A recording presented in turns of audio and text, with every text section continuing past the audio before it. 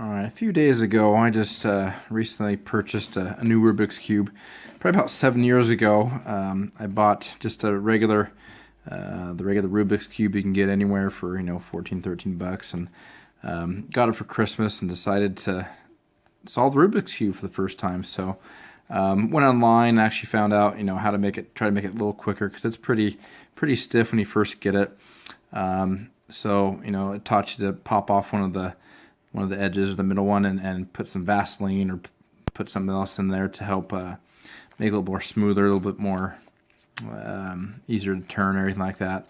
But just a little bit ago, and as you can see, this one's just gotten old through the years, and so. But just the other day, I was like, I just need to pick up another one. So went online on Amazon, looked at some different ones, and found the MoYo AoLong version 2 here. After just doing some research, it just seemed like it would be a good one to get for a beginner. I'm no speed cuber or super quick solving the cube, but just playing for a little bit. It's pretty smooth, pretty zippy here. Than just the regular other one. Also, when the turns and stuff, it's a lot more maneuverable. Takes a minute or two just kind of get used to it. It is way quicker than the other one.